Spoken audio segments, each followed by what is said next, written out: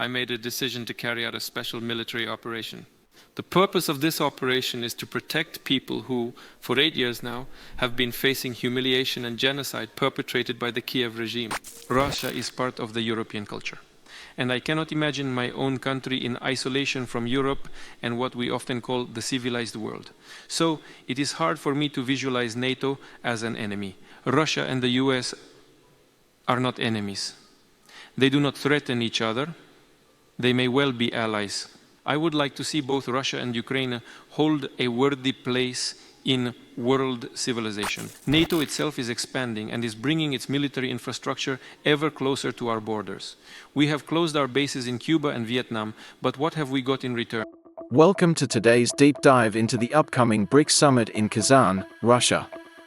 This summit promises to be a significant turning point, not just for the BRICS nations but for the entire global financial system.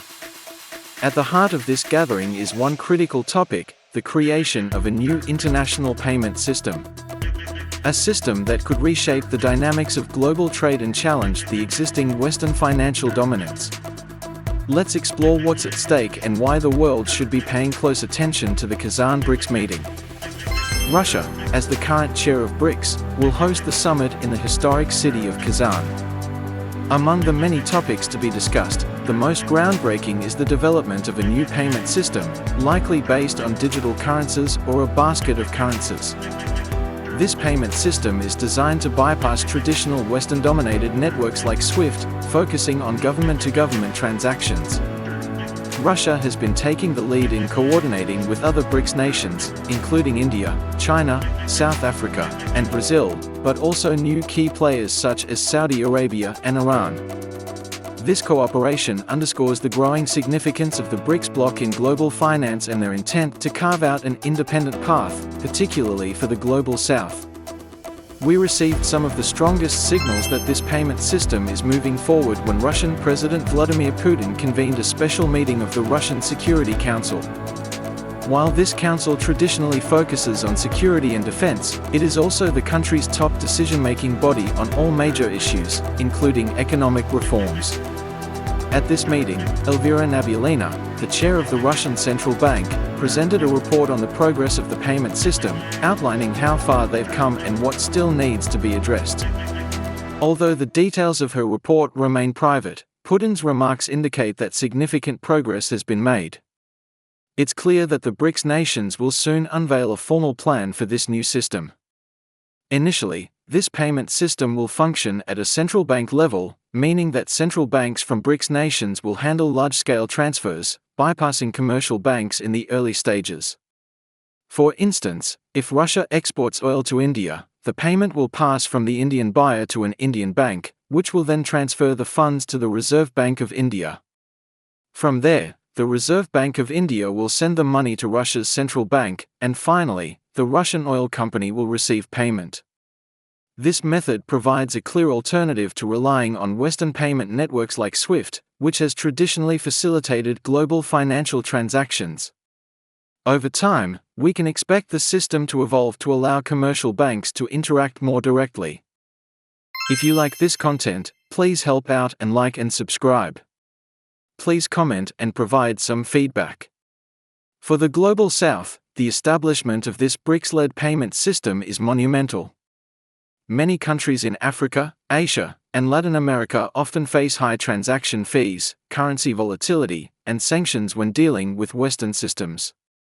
The new system promises to provide them with greater flexibility and lower transaction costs, helping to foster more equitable trade relations. Moreover, the development of a digital currency-based system could encourage further de-dollarization, a trend we've already begun to see in many emerging markets.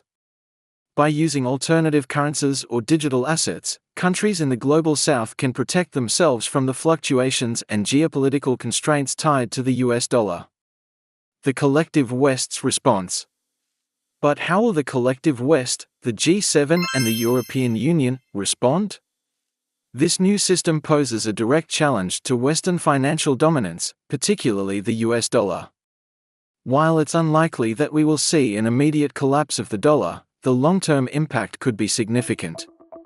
Currently, smaller transactions, such as those by tourists or small businesses, will continue to flow through Western systems like SWIFT.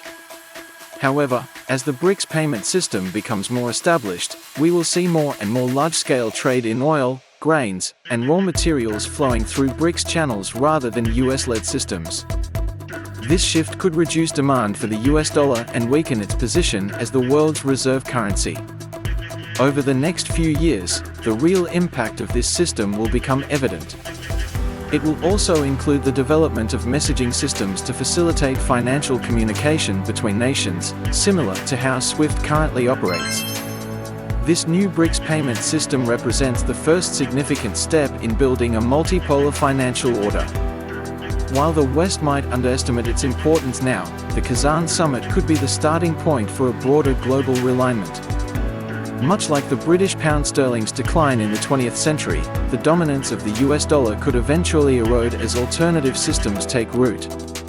The Western nations might not fully grasp the scale of this transformation yet, but complacency could prove costly in the long run. The Global South is looking for a new path, one that isn't tied to the limitations of the current financial structure. And that's the story we'll be following closely in the coming weeks as the BRICS Summit unfolds in Kazan.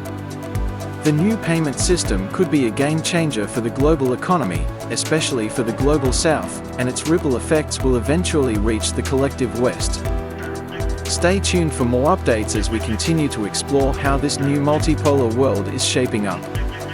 Don't forget to like, subscribe, and follow us on our platforms for more in-depth analysis on geopolitics and global economics.